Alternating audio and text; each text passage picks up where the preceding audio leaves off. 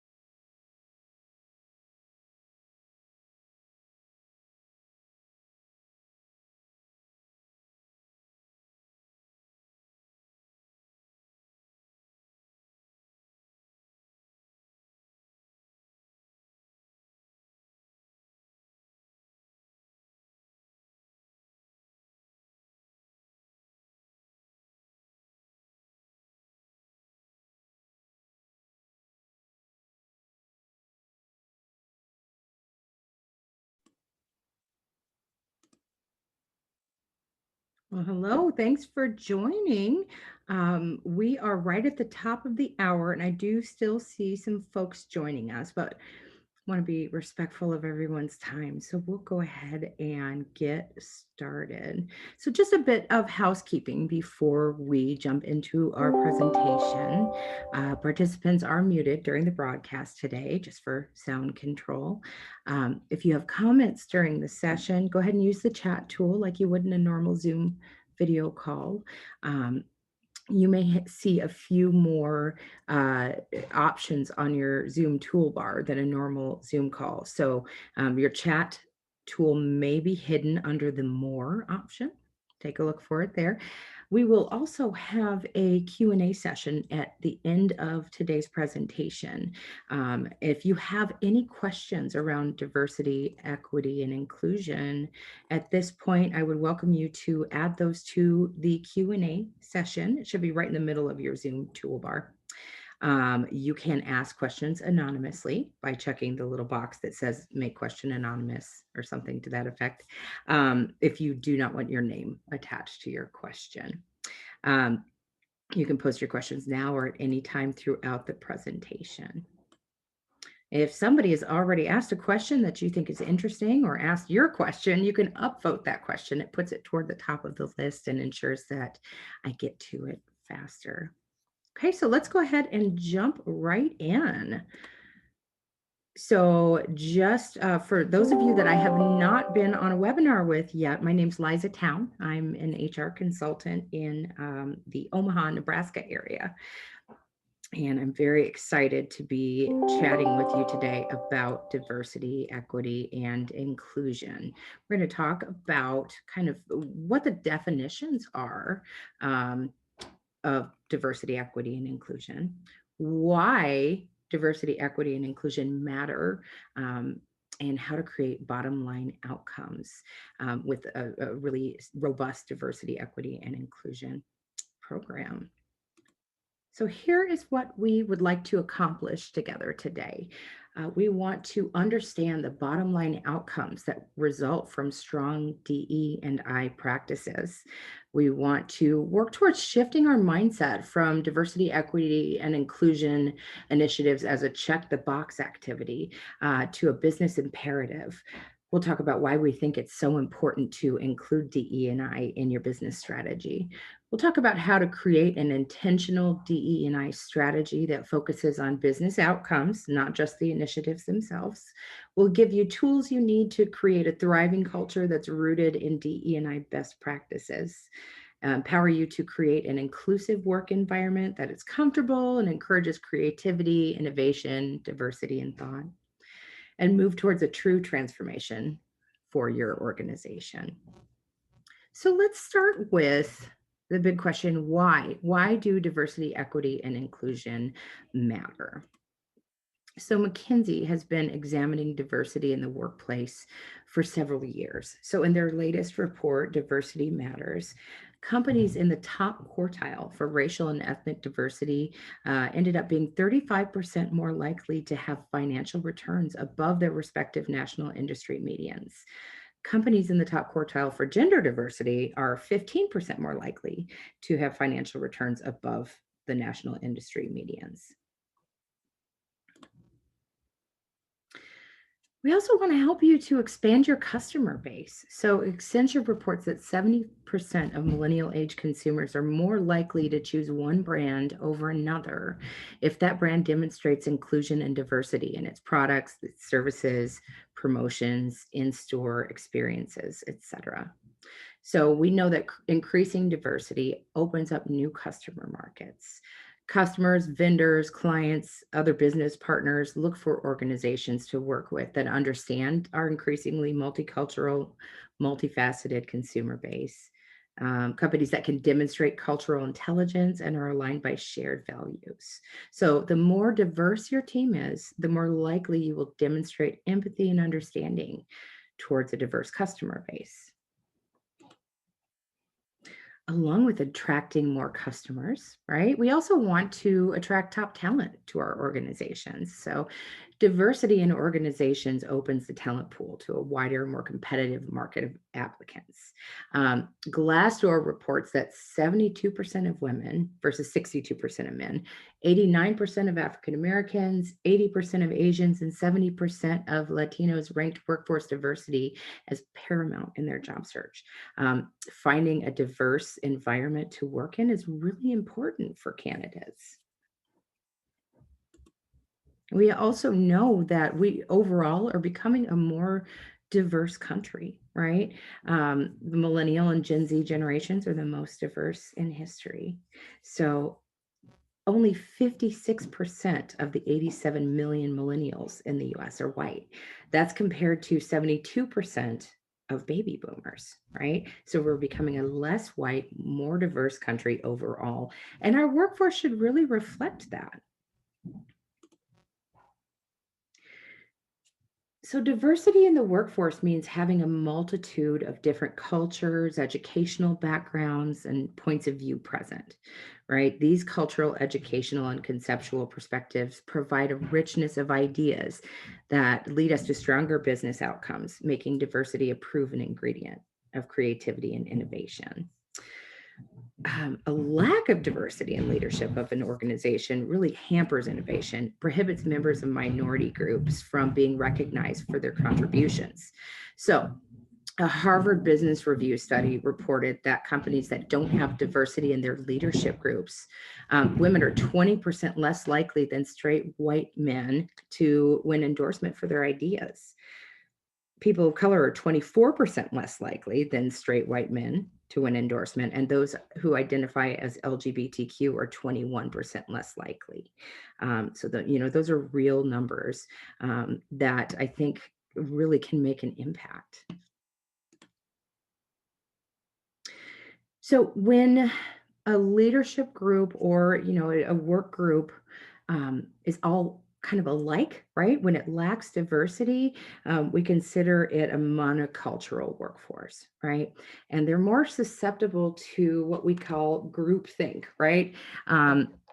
Folks from the same type of background tend to approach problems and ideas in the same way, right? Which can really isolate the organization and make it decreasingly relevant and less viable in the long term.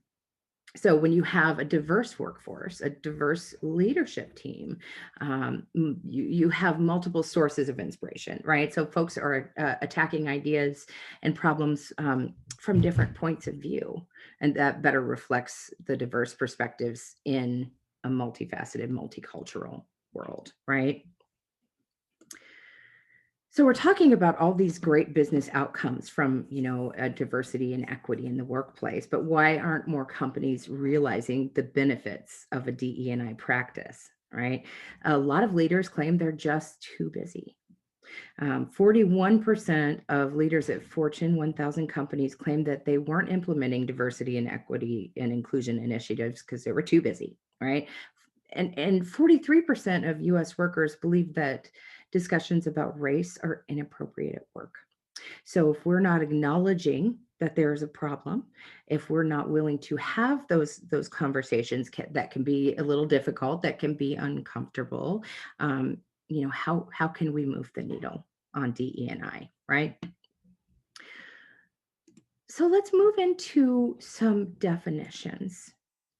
So it's important to clarify that diversity, equity, and inclusion are each unique terms and concepts that come with unique strategies, right? So people tend to use these terms interchangeably or lump them together in the same strategy. But that's a mistake, right? So let's look at the definitions here. Diversity is the representation of different thoughts, opinions, and types of people within an organization, right? Inclusion means that individuals with different backgrounds are culturally and socially accepted and welcomed in that organization. And equity means that everyone in the organization receives fair and equal treatment and has equal access to the opportunities. So, workplace diversity does not necessarily equal workplace inclusion, right? So this is just a really simple graphic. On the left you see all the puzzle pieces. This is our example of diversity, right? So they're all different colors, and they're all just kind of jumbled around.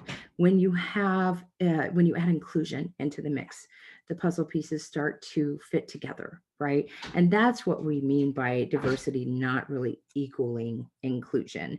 Inclusion takes diversity in the workplace a step farther. So equality means equal opportunity, where equity means equal access. So in this image, the person on the left is taller, which is a privilege, right? They're able to reach what the shortest person can't reach. In the image on the right, when the less privileged are armed with the resources that offer the same opportunities as their peers, that's when fairness is achieved. So, in other words, equality is the end goal, and equity is just our means to get there. So, that is why we talk about equity right along with diversity and inclusion. So, let's talk about some strategies and best practices around diversity.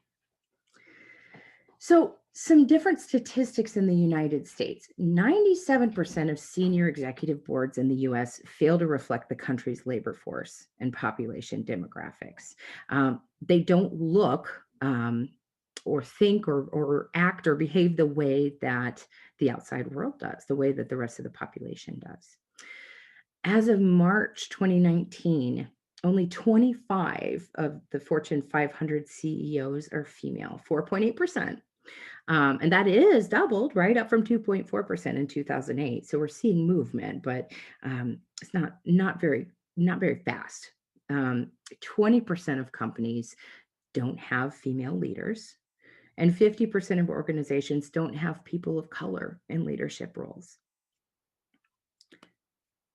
So when we talk about diversity in the workplace, it's more than just race or gender, right? You take into account disability status, nationality, age, educational level, socioeconomic status, ethnicity, which is separate from race, sexual orientation, gender identity, etc.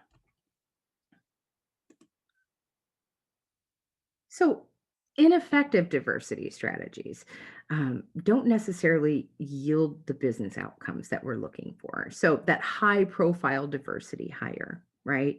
You've got, a company that hires that person that's, you know, in that diversity and equity role, or they're the one person of color on the board, et cetera. Um, and the rest of the workforce doesn't reflect that diversity. That's really it could backfire, right? Um, Mistake number 2, diversity in marketing materials that don't reflect your actual workforce. And then mistake number 3, being colorblind. So when we say we're colorblind, it might sound good on the surface, but when we try to be colorblind, we're really ignoring, the unique experiences of, entire groups of people. So, what are some strategies that we can use to achieve diversity in our workplaces, right? We can conduct external benchmarking in each of our locations and compare that with our internal data. Does our workforce look like the community that it serves? Take a look at your management roles. Are they primarily filled by, older white men? How about the accounting department? Do you tend to hire only females? If you have a location in Denver, is it primarily white? Next, set realistic goals and build intentional hiring strategies to reach members of the populations in your community that may be underrepresented in your workforce. You can embed diversity practices into your existing recruiting process. So, create partnerships. If you need a recruiting firm, take a look at the minority owned third party recruiting firms in your area. Establish relationships and partnerships with minority organizations in your industry, in your community, and then talk to those groups about what you're trying to achieve as far as your diversity goals, right? Encourage and reward diversity in your employee referral program if you have one. So let's take a peek at Colorado's diversity mix, right? You can see that Colorado is becoming increasingly diverse, right? So we're kind of right in the middle of the graph here, 2020. Um, Colorado right now is about 66% white, and we're seeing that number decrease over time. Back in 1980, Colorado was 82% white. By 2050, the projection is that Colorado will be about 52% white. So we really do have to keep up, right, with our changing population. So, a few more strategies to achieve diversity. Um, Demonstrate inclusivity in your hiring process. So post a diversity statement and and cultural practices on your website or on your career page. Toward the end of our presentation, I have a great example of an organization that has done just that. Highlight employee benefits that promote and support equity. Use employee testimonial videos if you think those would help. To attract diverse candidates, you have to be able to demonstrate that your culture and workforce are going to welcome and embrace them, right? So maybe create diverse interview teams. Look at the age, the race, gender, sexual orientation of the folks that do your interviews for you. And conduct bias training for your hiring managers. So let's talk about bias. We're going to go through a little bias 101 here. And you have been hearing me talk now for a good 15 minutes. So let's break it up a little bit. I'd like to do an activity with everyone. Um, Now, when we do a presentation uh, of this particular topic in a face-to-face setting, I would do a handout to everyone that would look very similar to this, right? So you'd have a handout. And what I would like you to do is, if you have a pen and paper handy, go ahead and write out a list of your own. Otherwise, do this in your head, right? Just a mental exercise. List the 5 closest friends that you have, not your family, but the people that you've chosen to surround yourself with, right? And identify their characteristics. How old are they? What gender are your 5 closest friends? Race, sexual orientation, what's their educational level? Are they married or not? Do they have kids or not? And while you're making your list, I'm going to open up a poll. And these polls are completely anonymous, so I can't tell who answers which way. But once you have your list, either on paper in front of you or in your head, tell me, how similar are your closest friends to you? And we'll go ahead and give everyone maybe 20 seconds to go ahead and get your vote cast. Are they very similar to you? Do they share most of the same characteristics as you do? Are they somewhat similar or not at all similar to you? Your 5 closest friends. And we'll give everyone a couple more seconds to vote. We're about 50% voted at this point.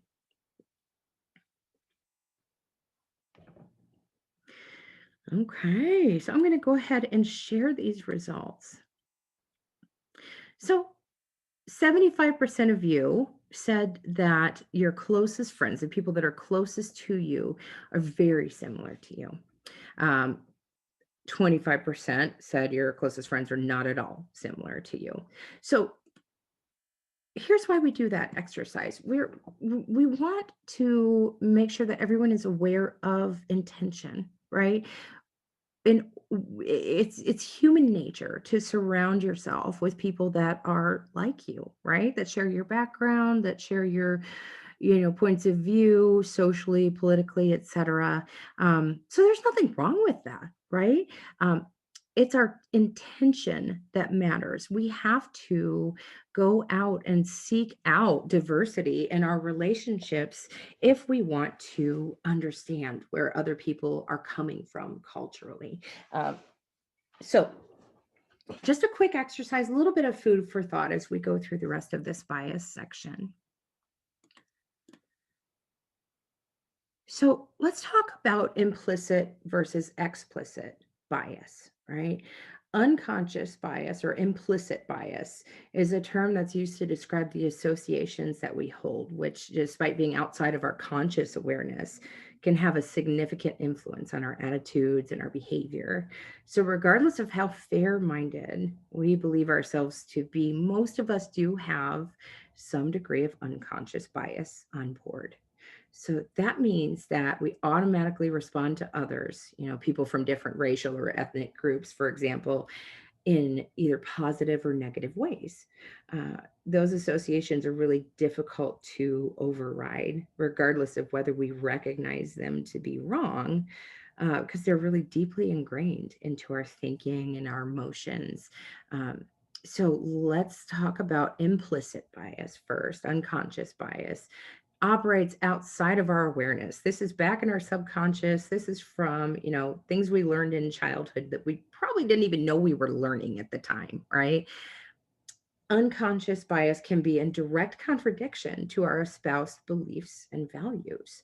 Uh, Now, conscious or explicit bias, on the other hand, um, the person is very clear about their feelings and attitudes. Their related behaviors are conducted with intent. Explicit bias can be characterized by overt negative behavior or through more subtle means, such as exclusion of people from particular groups. So there's a lot of science around unconscious bias. Here's what we know. Unconscious biases develop at an early age. So biases emerge during middle childhood and appear to develop more across childhood. So we pick up ideas from, our peers, from our parents, our older siblings, our teachers, the media, right? And even if we don't really aren't really aware that we're picking up these concepts, right? Um, they're there, right? And they just kind of hang out in the back of our mind. Um, and we know that unconscious biases do have real world effects on behavior. Uh, but unconscious biases are malleable, right? That's the good news. We can take steps to minimize the impact of unconscious bias in our lives. So there's been a lot of research published demonstrating the impact of unconscious bias in various domains, including, criminal justice, education, healthcare, the workplace, and a lot of the studies show that bias can have an impact on hiring and mentoring. Um, so, couple case studies here. The first one, um, fictitious resumes with either white sounding names or African American sounding names were sent in response to a job posting. So there were no real material differences in the qualifications of these fictitious candidates, right? But the resumes with the white sounding names received 50% more callbacks for interviews. In another study, hiring managers for a lab manager position rated the male candidates as significantly more competent than their equally skilled female counterparts. Hiring managers also selected a higher starting salary for the male candidates, offered more career and mentoring opportunities to the male applicants. So the impact of bias on hiring can be really real. So, you know, how can I address my biases if I don't know I have them, right? We say unconscious bias. Well, I'm not conscious of them, right? But the I don't know I have them argument really becomes less and less of an excuse for not addressing our unconscious biases because we're having more and more conversations about unconscious bias, out in the world. Culturally, this is an accepted concept. So it takes work, intention, and commitment. But if you want to be part of fostering an inclusive world, it truly does start with doing your own work. So how do we do that work? Where do we start? So, by definition, unconscious means we're not aware. So, 5 ways that we can uncover our unconscious bias. So, step one, assume that you have unconscious bias, right? Because we all do. Step two, conduct research on yourself, right? So, what are some behaviors that might suggest that you have some hidden biases about particular groups? If you are in a position to make hiring decisions, do you hire the same type of people all the time? Do you find racial or ethnic, gender, LGBT differences something that you would rather not talk about or address? Do you laugh at jokes about other groups? Step three, make a list of groups that are different from you and your group, right? So identify what is your group, and then what are some groups that are different than you? So, like I talked about before, it is human nature and it's okay to be more positive about the groups that we're part of than those we're not, right? But how do you interact with these groups that are different than you? Do you know much about other groups? What adjectives would you use to describe the other groups on your list? So now that you've done some research on yourself, ask a trusted friend or an associate how they perceive you.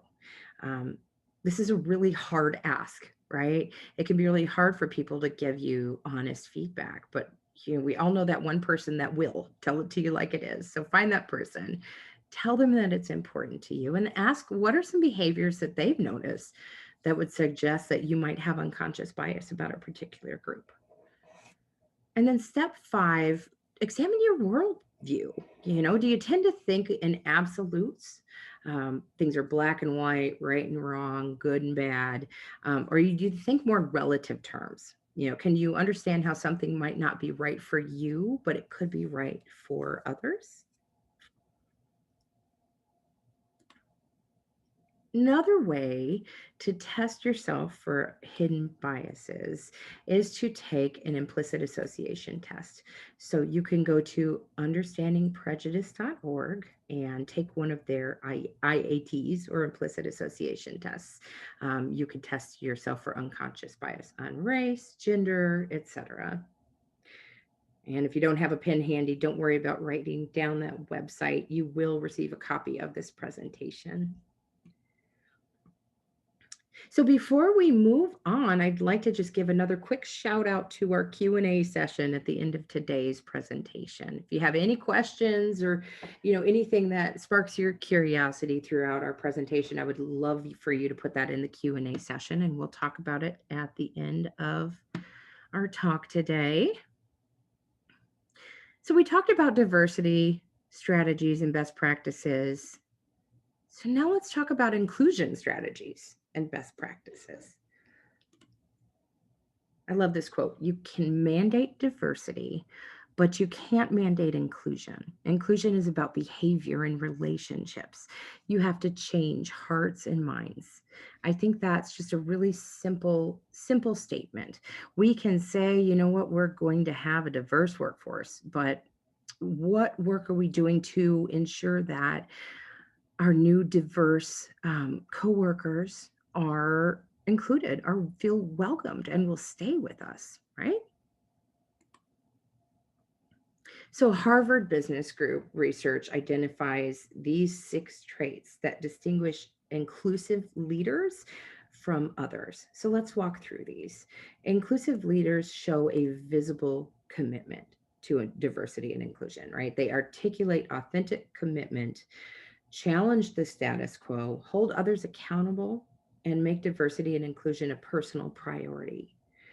Inclusive leaders also show humility, right? So they're modest about their capabilities, they're able to admit their mistakes and create the space for others to contribute. Inclusive leaders show awareness of their own biases, right? If they have personal blind spots, they're aware of those, they're working to correct those, and they'll also talk about flaws in the system and work hard to ensure meritocracy. Inclusive leaders are curious about others, so they demonstrate an open mindset and deep curiosity and listen without judgment, right? Seek with empathy to understand the people around them. They display cultural intelligence, so they're attentive to other cultures and adapt as required. And finally, they're effective collaborators. So they empower others, they pay attention to diversity of thinking and psychological safety, and they focus on team cohesion. So those are some really big ideas, right? But, if we want to be inclusive leaders, these are the top 6 characteristics that we can work hard to display. So, strategies for achieving inclusion, it maybe invest in skill building that strengthens awareness and appreciation for different perspectives, right? Conflict resolution training and techniques are a great place to start. Programs that focus on building relationships, uh, have cultural awareness through book clubs, guest speakers, lunch and learns, things like that, right? Consider inviting your workforce to take a to be welcoming course. Now, we will talk about those courses a little bit later in the session as well. Promote healthy relationships and friendships among colleagues through social or community involvement. And then provide employees with a safe space to voice their concerns. So, an example could be having a listening session, conducting an employee survey, have an anonymous reporting portal, etc. So let's hone in on creating a space for an honest conversation, right? So say you as a leader decide you would like to conduct a listening session. What does that look like? What should you do with that information? Right. So first of all, it's critical to listen, right? To understand the current state of your company's culture. You have to be prepared to be comfortable being a little uncomfortable, right? If you ask employees to really give it to you straight, tell it like it is, it's not all going to be sunshine and roses every time. So, genuinely listening to how employees from all levels of experience in your workplace, whether positive, indifferent, or negative, is the key to a transparent view of your company culture. So after you listen, you got to take action, right? So listening alone is not enough, but it does form the basis for taking action towards a more inclusive culture. So make sure your employees feel heard, right? Show that their feedback and results in tangible improvements where necessary. Value all input. So company culture and what it means to belong is going to feel different to different people. So, when deciding where to focus your efforts, a truly inclusive, positive workplace culture will support both senior and junior employees, creating a sense of belonging for all. And then finally, form two-way communication between leadership and employees. So, to foster an inclusive environment, it's important that employees feel that they can speak up and they'll be heard anytime. So, one listening session isn't necessarily enough, right? An employee survey once a year isn't necessarily enough. Make sure that employees know that they can come and provide you feedback when they feel like they need to do so.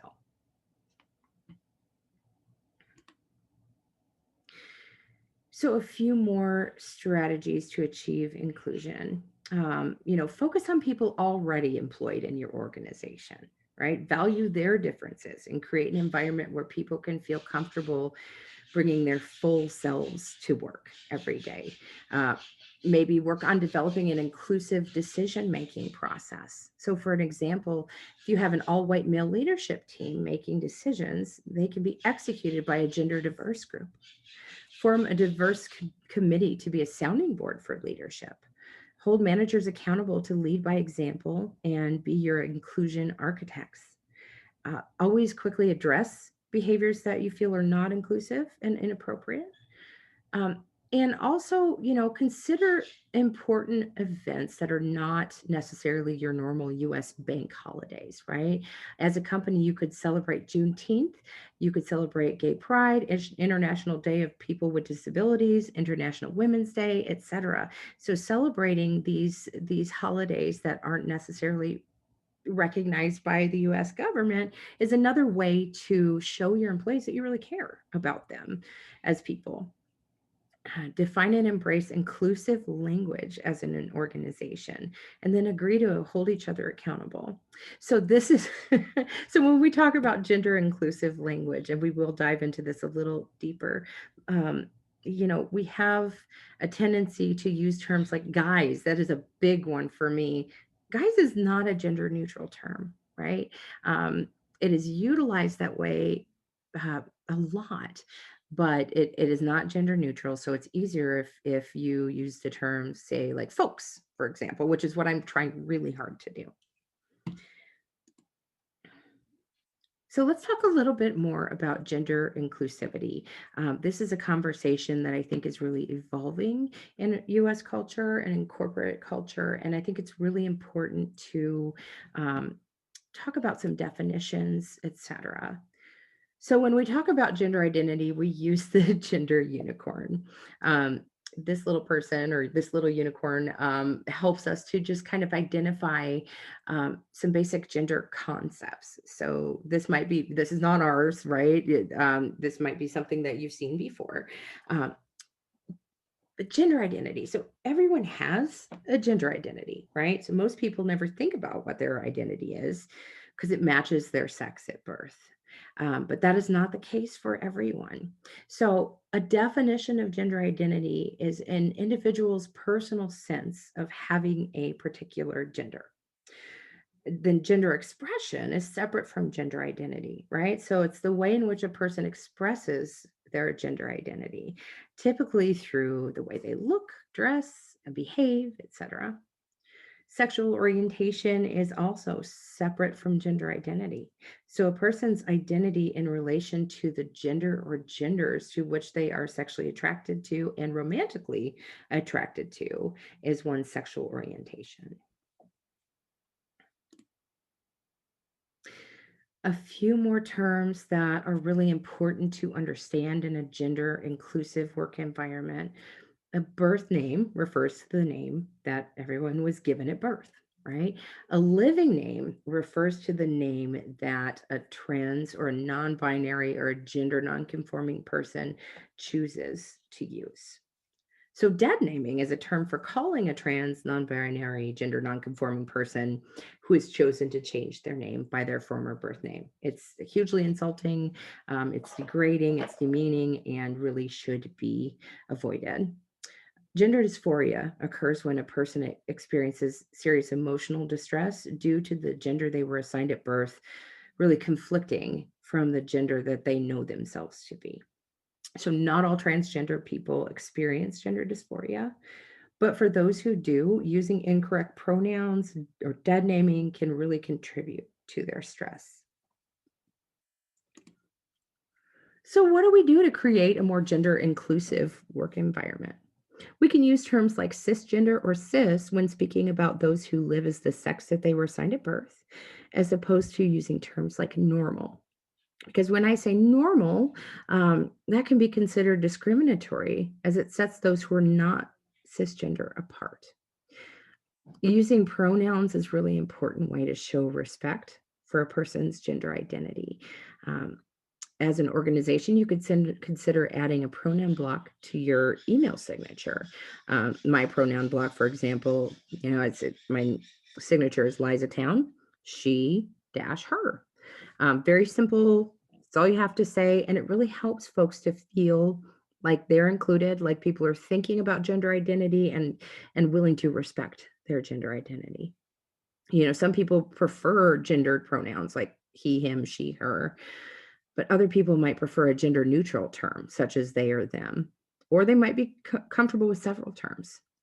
So when you're in doubt, just ask, right? Create a culture where respect outweighs your discomfort. And then be aware of how employees treat each other, right? Allowing others to dead name an employee, make jokes or inappropriate comments could lead to unlawful harassment. So as soon as an employee announces their intent to transition, just be prepared to respect their choice of name, their pronouns, their restroom, etc. And just remember, you don't have to understand everything about a person to be respectful of that person, right?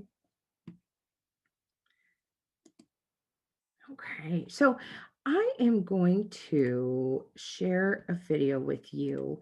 Um, I need to share my computer. Hi, everyone. My name is.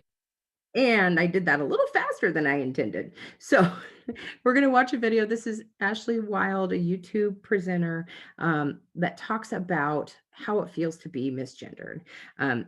So you may need to turn your volume up or down depending, but this video takes about 3 minutes and then we'll discuss. Is Ashley Wild, and welcome to my channel, Ashley's Wildlife. This week on the Gender Resources playlist, what to do if you have accidentally misgendered someone. This video is inspired by the fact that I am misgendered almost constantly, and specifically motivated by something that happened to me this past week. I am in the waiting room at a doctor's office, waiting for the doctor to come out and tell me information about my mom. I've never seen the doctor before, she's never seen me before. We have only ever spoken on the phone. I am the only person in the waiting room, and suddenly a woman comes in, so I say, hi. She looks around the room and says, hi, and then leaves. Then I get a phone call, and it's the doctor. She says, hey, I'm not sure where you are. I looked for you in the waiting room. I'm like, well, I'm in the waiting room. So she says, oh, I must have missed you, and she comes back. And she looks at me, and what she decides to say is, hey, pretty lady.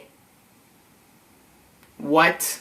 This story sparked something for me. And what it sparked for me is how uncomfortable it makes people to treat trans individuals like regular human beings. If you misgender someone, you should treat it the way you would treat anything that you accidentally do that is rude. If you're a waitress and you're serving a table and you accidentally step on the toe of the customer, you don't stop and be like, great shoes. No, you politely apologize for stepping on their toe and you get back to the business of being a waitress. It was so uncomfortable and so isolating in that moment to feel like on top of misgendering me, which was an accident, but it still doesn't feel good. Now you're overcompensating, trying to get on my good side. This is a different conversation if we're talking about friends or family or someone who you are going to have a lasting relationship with, but this is a functional situation. Don't get on my good side. Apologize for the rude thing that you did, and then go back to treating me like a regular human being. I don't need a doctor to tell me I'm a pretty lady. I need a doctor to tell me how my mom is doing. I need you to treat me the same way you would treat anybody else. It's embarrassing when you realize that you've misgendered someone. And I get it. It's awkward. You don't know what to do. So here's what you do. Just apologize and treat me like a regular person. Because gender isn't visible, because it's something that we feel and we know about ourselves, misgendering will probably always happen. If you want to avoid misgendering to the best of your ability, ask someone what their pronouns are and how they would want to be referred to. But in any case, we all make mistakes. So just, if you misgender someone and you're uncomfortable, don't make your discomfort that person's problem. Apologize and let it go. Thank you all for watching. Bye-bye. Okay, so that YouTube personality, Ashley Wild, has some really great video content on pronouns, on gendering, how it feels to be misgendered, etc. So I recommend, if you want to do a little bit more research for yourself, that's a great channel to start with. So one more note, assumptions kill inclusivity, right? So some do's and don'ts around gender. Don't ask, what does your husband or wife do, right? Don't assume gender identity based on perceived sex, like using he or she. Don't ask invasive questions regarding a coworker's transition, right? So instead, maybe ask, what does your partner do? Ask, what are your pronouns? That is perfectly acceptable. Now, one side note, um, some folks are using the term preferred pronouns, but there's been a little bit of a backlash in the transgender community because preferred pronouns seems to imply that it's just what they prefer, but it's just what are your pronouns. So either way, um, it's not like you can't say that, but just keep in mind that that is would cause some folks to bristle. And also consider whether a question to a trans person about their transition is a need to know or a nice to know, and then educate yourself. So we've talked about diversity and inclusion. I think we'll wrap up our session today talking about some equity strategies and best practices. So there we go. Couldn't get my slide to move. So, inclusion is the achievement of a work environment in which all individuals are treated fairly and respectfully, have equal access to opportunities and resources, and can contribute fully to the organization's success. So, equity inclusion definitely intersect. So, some strategies to achieve racial and gender equity. Um, Compensation and benefits, right? That's normally where it's a good idea to start. Pay equity, means sharing ensuring all employees in the same role with similar experience and performance are paid very similarly, right? Um, and healthcare, evaluate your healthcare plans to ensure they support gender equity. Do you offer same-sex spousal benefits, transgender medical care, etc.? Um, and do you have gender neutral restrooms available in your office? Um, and if not, are you prepared to ensure that your employees can use the restroom of their choice, right? Do you have accessible workspaces for those with disabilities? Some other strategies to achieve racial and gender equity are around career advancement and promotions, right? Post all your job openings internally, fairly compete the role, and then take a look at your recruiting practices. So, it's a good idea to train hiring managers on equitable candidate evaluations. Make sure that you're using interview guides so everyone's getting asked the same questions, and consider skills based hiring practices. So, what is skills based hiring? Let's talk about that concept a little bit. So, using skills based hiring practices really structures your company's hiring process around competencies that are necessary to do the job and less around pedigrees and credentials, right?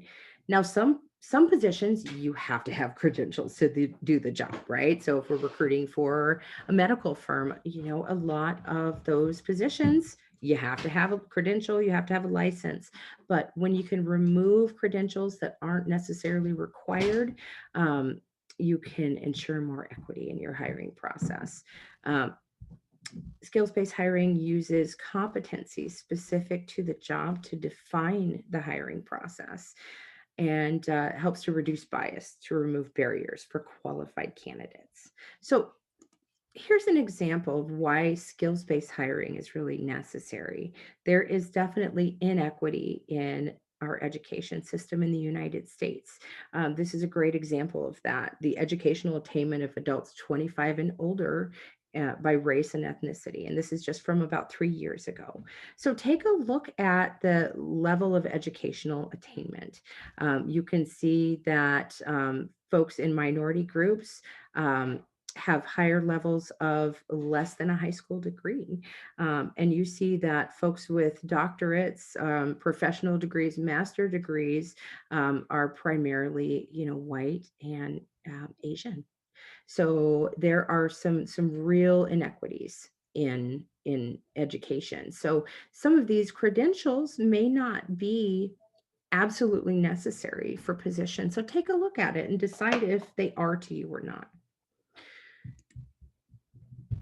So how is a skills-based job posting different than a regular job posting, right? So a pedigree based or a regular job posting uses credentials, so degrees and work experience to assume skill level. A skills based job posting uses competencies instead to attract candidates with the skills needed for the job.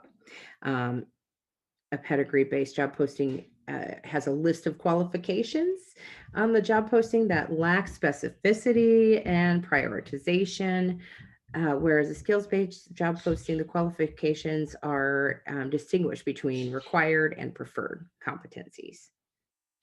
You see a lot of unintentional bias in a regular pedigree based job posting because it does create barriers to qualified candidates. So I'm going to share my screen with you for a moment and show you an example of what we're talking about. So I'm going to show you a job posting for a recruiter, right? Um, a pedigree job posting, and then the same job in a skills based format. So your pedigree job posting starts out with the summary of the job, the responsibilities, and again, this is for a recruiter position. And then it jumps right into qualifications. Requires a degree in a related field, a minimum of 1 year of experience working in a recruiting environment. A degree in a related field. What is the related field? Is it a field relating to talent acquisition or recruiting? Is it a field related to HR? Or is it a field related to the positions that this recruiter is going to be hiring for? Right? Um, that's not very specific. And, I'm not sure a degree in a related field is a qualification that we could certainly hold up and say this is non-biased, right? Um, a skills-based job posting example, on the other hand, starts out the same job. It's a recruiter. You've got your summary and your responsibilities for the role. And instead of qualifications, down here you see required competencies and preferred competencies.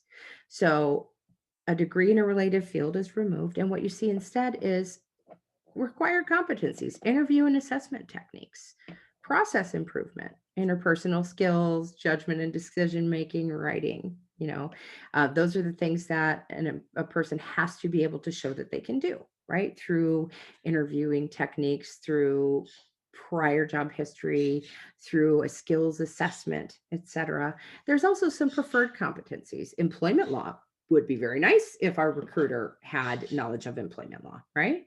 Recruitment software, it's also really nice if the recruiter comes in knowing about the talent acquisition system that you have in place. The power of persuasion could be very helpful for a recruiter. So, skills based versus pedigree based job posting. Now that we've taken a look at both of those, what I want to do is just open up a poll, and I'll give you about 20, 30 seconds here to let me know, after seeing that the two different job postings for that recruiter position, should education be a key requirement for that position? Go ahead and just answer yes or no for me. We'll give everyone a few more seconds.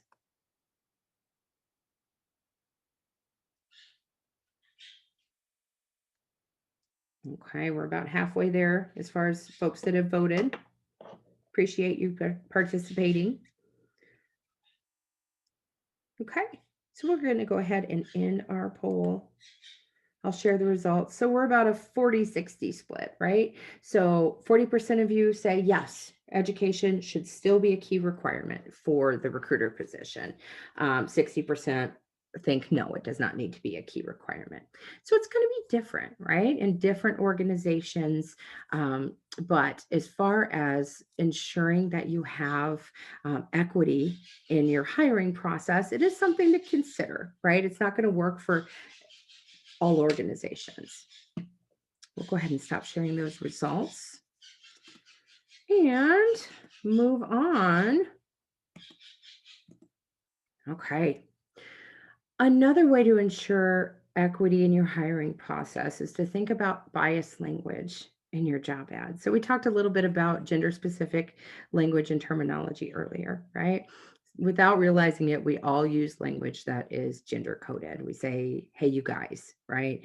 Um, I might go into a Zoom call with a bunch of female colleagues and say, "Hello, ladies," and I don't even realize I'm doing it, right?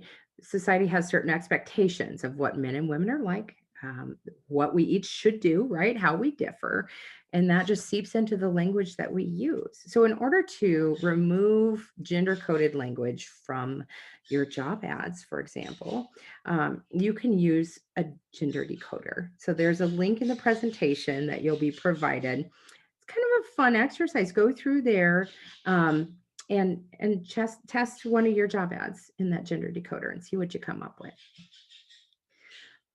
So we've talked about strategies for diversity, equity, and inclusion. Let's just talk about really quick how to build your own strategy, right? There's three phases to a DE&I strategy. The first is just evaluating. The second is to design your strategy. And the third is how do you launch it and make sure that it's successful.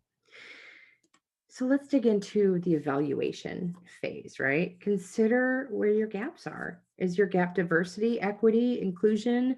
Some of those, all of them, you don't have to boil the ocean. So if you have diversity in your workforce, consider working on equity or inclusion, right? Identify your objectives. So where can DE&I complement your current business strategy? Solicit input from your employees. We talked about, listening sessions, perhaps a climate survey to understand and align with your company, your employees on your organizational strengths and gaps and then narrow down that focus. Again, we don't have to attack everything all at once. Take a look at your top 2 to 3 focus areas and don't bite off more than you can chew. You can always go back for a second pass at a DE&I strategy. But if it gets too broad in the beginning, it may fizzle out. People may become burned out, and you might not be able to accomplish everything that you want to. So once you've evaluated where your gaps are and what kind of work you want to do, um, design that program, right? So focus on outcomes that move your business forward, not on the initiatives themselves. So what is your end game? Okay, and then what's it going to take to get you there? Remember that diversity, equity, and inclusion strategies are interrelated. So, for example, if your gap is diversity, focus on building an inclusive work environment. Focus on the employees you already have so that when you launch that diversity recruiting strategy, your organization is ready to embrace your new hires, right? Um, then create a recruiting strategy that brings diversity to key roles, levels, departments, etc. So once you evaluated and designed your program, it's time to launch that program. So draft a statement that outlines your organization's commitment to diversity, equity, and inclusion. Um, Identify the immediate focus areas that complement your current business strategy, and then share your long-term goals in that statement. Launch an internal campaign first to communicate your commitment and your strategy with your employees, and also to, ask for their support. Identify how they can contribute to that strategy, right? Both in their action and in their behavior. And then once you've kind of talked about that survey internally, it's time to evangelize, right? Share that survey share your strategy externally by highlighting your commitments to your website, your marketing strategy, job ads, etc. And then think about grounding your diversity, equity, and inclusion commitment in your core values. So we talked earlier about how one company went really public with their DE&I strategy and grounded that in their core values. This is what that looks like on their website. So a couple really bold statements. We consider the bigger picture, knowing that our work goes beyond ourselves. We seek balance by taking into account multiple perspectives and listening deeply. We advocate for diverse backgrounds and perspectives to make our team and our products stronger. And then they have a link on their website where folks can read about more ways that they act on diversity and inclusion on their team. So really, really transparent and and a great way to draw people in.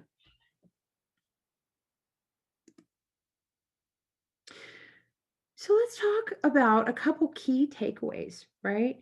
Things that I would love you to leave this session understanding is diversity, equity, and inclusion can enhance your business strategy. These are not check the box exercises. These are ways that you can improve your business. Um, do your part to create a positive and an inclusive working environment. Reflect your organizational values in every interaction, and then hold others accountable to do the same. Be alert to inappropriate conduct, right? And quickly hold others accountable for failing to demonstrate those inclusive behaviors. And then finally, engage with your manager and HR right away if concerns arise, right? So a couple deeper learning opportunities before we move on to our Q&A session that I want to share with you. We talked briefly earlier about the to be learning courses or to be welcoming courses. So um, Starbucks, they had a racial incident in one of their locations back in 2018. It was all over social media and the news. It was kind of a hot mess for a minute. So Starbucks worked with Arizona State University to create a 15 course curriculum designed to address bias, right? They used it for their internal employees first, and then they turned around and made it free to the public. Some really great, impactful courses on bias, not just racial bias, gender bias, age bias, religious, etc. So the free courses are available at tobewelcoming.com. Okay, so we are done with our presentation, but I would love to open it up to a quick Q&A.